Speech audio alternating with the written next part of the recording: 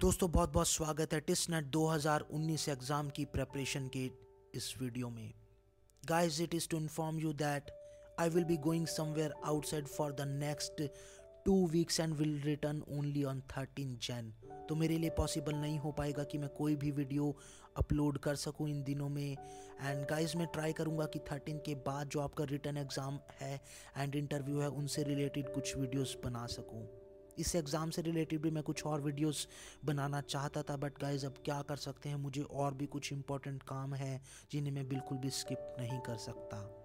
Guys, इन video को बनाने का पर्पस कभी भी ये नहीं था कि आपको एक just set of questions provide कर देना कि जो एग्ज़ाम में पूछे जा सकते हैं, बल्कि इनका असली ऑब्जेक्टिव मोटो और इनको बनाने के लिए मोटिव के पीछे की जो मोटिवेशन थी वो ये थी गाइस कि एक आपको रोड मैप दिखाना और एक ऐसी फाउंडेशन को तैयार करना जिसके आप ऊपर आप खुद बिल्डअप कर सकें। And I am very sure about one thing कि जो आपकी खुद की प्रेपरेशन है वो बहुत ही सॉलिड है, कंक्रीट है, और उसको ये वीडियोस तो क्या कोई और वीडियो भी सब्स्टिट्यूट नहीं कर सकती। तो गाइस, अब लास्ट के कुछ ही दिन रह गए हैं, तो इन दिनों में अपनी लिमिट्स को पूरा पुश कर दीजिए, तोड़ दीजिए उनकी बाउंड्रीज को और अपनी प्रेपरेशन को इस लेवल पे ले जाइए कि जहाँ पे आपको खुद अपने ऊपर प्राउड फील हो, irrespective of the result of the exam. So guys, without wasting time let's get started with this video. तो गाइज, आज बेसिकली जो हम वीडियो में डिस्कस करने वाले हैं वो कोई हम क्वेश्चंस को डिस्कस नहीं करेंगे ज़्यादा। जो आज हम डिस्कस करेंगे that will be very basic common चीज़ें जो आपको इन दिनों में फॉलो करनी है और एग्ज़ाम के टाइम पे भी आपको याद रखनी है। तो गाइस, जैसे ही मैं वीडियो बना रहा था तो मेरे माइंड में कुछ 2-3 क्वेश्चन एकदम से स्ट्राइक किए, तो मैंने सोचा इस वीडियो में डाल देता हूं। तो ये क्वेश्चंस गाइस वही हैं। एक ये जो हेनरी कॉटन रूकी अवार्ड है, काफ़ी इंपॉर्टेंट सा लग रहा है। ये जो अवार्ड है स्पोर्ट्स से रिलेटेड है और इंडिया में एक गोल्फर हैं शुभांकर शर्मा करके, तो उन्हें गाइस ये जो अवार्ड है वो मिला है, तो इसको आप ज़रूर याद रखिए।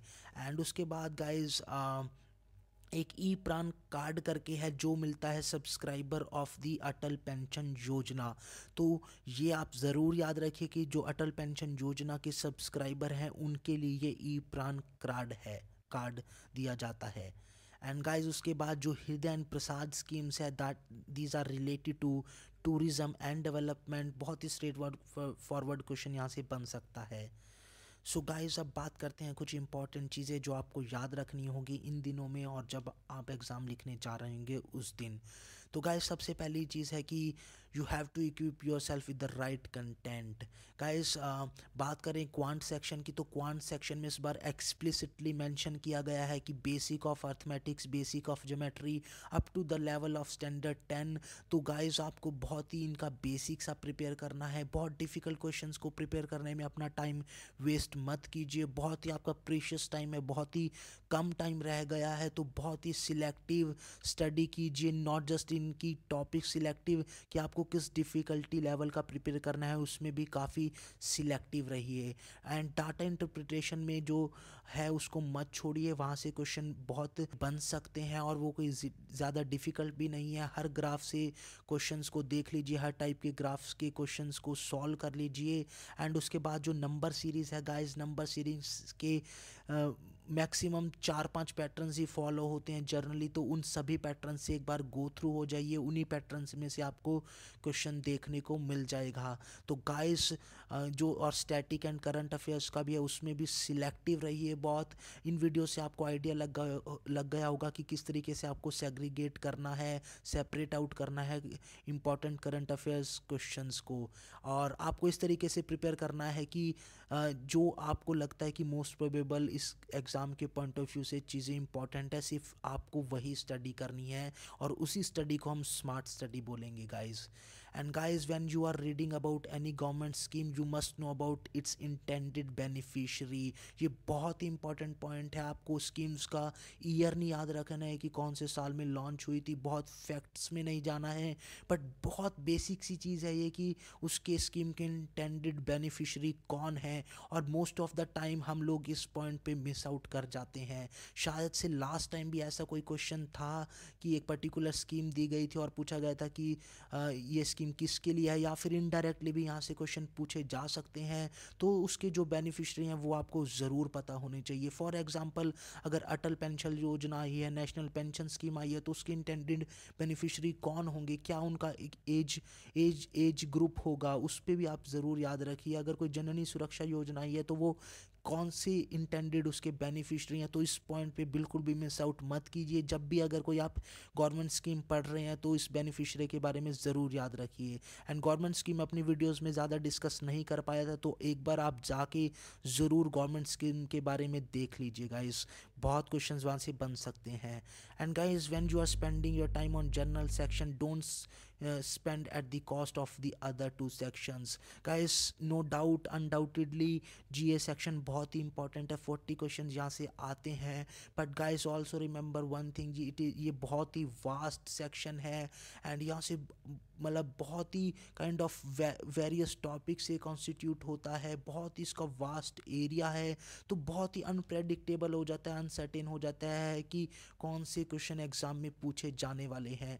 जस्ट हम एक प्रोबेबिलिटी पॉसिबिलिटी के बेसिस पे ही क्वेश्चंस को उनकी प्रोबेबिलिटी को इवैल्यूएट कर सकते हैं प्रीवियस ईयर क्वेश्चन पेपर से। बट स्टिल गाइस बहुत ही वास्ट सेक्शन है, तो एग्जैक्ट बहुत ही एक्यूरेट प्रेडिक्ट करना बहुत ही मुश्किल है। लेकिन अगर हम बात करें क्वांट एंड इंग्लिश सेक्शन की, तो गाइस वहाँ से कोई ज़्यादा डिफ़िकल्ट क्वेश्चन नहीं आने वाले, बहुत ही मतलब बेसिक से रहेंगे क्वेश्चन, बस जस्ट आपको थोड़ा सा स्ट्रेटजी के साथ उन सेक्शन को प्रिपेयर करना है। तो ये ना हो कि आप जनरल अवेयरनेस सेक्शन के चक्कर में अपना क्वांट एंड इंग्लिश को नेगलेक्ट कर दें गाइस, तो इसको बिल्कुल भी नेगलेक्ट मत करना। इनफैक्ट मैं बोलूँगा इस टाइम पे पहले अपना this quant and English section को स्ट्रॉन्ग कर लीजिए पूरा, ताकि एक वहाँ से आपकी सॉलिड फाउंडेशन तैयार हो जाए, अगर कोई भी क्वेश्चन आए तो वहाँ पे आप मिस आउट ना कर सकें। उसके बाद आप जनरल अवेयरनेस सेक्शन को टाइम दीजिए, और जो बाकी दो सेक्शन है क्वांट एंड इंग्लिश की प्रेपरेशन है, वो ज़्यादा टाइम भी कंज्यूमिंग भी नहीं होगी, तो उस पर बिल्कुल भी मिस आउट मत कीजिए इस टाइम पे गाइस। एंड गाइस जो नेक्स्ट पॉइंट है कि identify right now what section you will be attempting first. तो गाइस इसका कोई बहुत ही हार्ड एंड फास्ट या रिजिड रूल नहीं है कि आपको कौन से सेक्शन को पहले अटेम्प्ट करना है। It is totally up to your discretion, आपको ही डिसाइड करना है कि आप कौन सा सेक्शन वहाँ पे जाकर पहले अटेम्प्ट करने वाले हैं। It is totally up to you, आपकी अपनी स्ट्रेंथ्स हैं, वीकनेस हैं, आपको अपनी प्रिपरेशन लेवल का पता है कि कौन सा आपका पार्ट सही से प्रिपेयर है, या फिर आप किस में अच्छा जल्दी का सॉल्व कर सकते हैं। तो गाइस ये बहुत ही फ्लेक्सिबल सा है, और ये कैंडिडेट टू कैंडिडेट वेरी करेगा। तो मैं यहाँ पे नहीं बोलूँगा कि आपको पर्टिकुलर इस सेक्शन को ही पहले अटेम्प्ट करना है, it is totally up to you. लेकिन इसको आइडेंटिफाई आज ही या कल में ज़रूर कर लीजिए गाइस, ताकि वहाँ से आप ऑलरेडी आपका मेकअप हुआ हो, माइंड मेकअप, कि कौन सा सेक्शन आप पहले अटेम्प्ट करने वाले हैं। और ये बहुत ही ज़रूरी है कि आपको पहले से पता हो कि कौन सा सेक्शन आप पहले अटेम्प्ट करेंगे। And guys, nervousness, anxiety and fear are very common phenomena during exam time, so don't get very serious about it guys।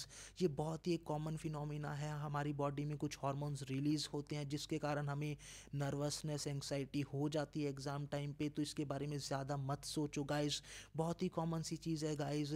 जैसे अगर गाइस सपोज अगर आपने इस एग्ज़ाम को क्लियर कर लिया, आपको सीट मिल गई, तो you will be happy guys. And unfortunately अगर आप इस एग्ज़ाम को क्लियर नहीं कर पाते तो आप दुखी होंगे गाइस, आप सैड होंगे। So being happy and sad जो गाइस कॉमन से फिनोमिना है कि अगर आपने कुछ अचीव कर लिया तो आपको खुशी मिलती है, अगर आप कुछ अचीव नहीं कर पाए तो आप दुखी भी हो जाते हो, आपकी कोई चीज़ गुम हो गई तो वहाँ पे आपको सैडनेस होती है। तो ये कॉमन से फिनोमिना है गाइस।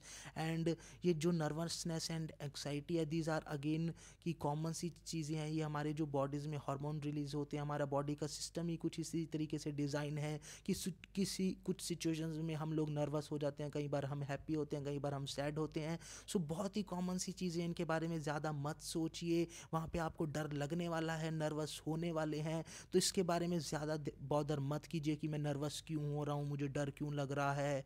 तो इसके बारे में गाइस ज़्यादा मत सोचिए, बहुत ही चिल आउट कोल्ड माइंड से वहाँ पे जाइए, एग्ज़ाम को लिखिए।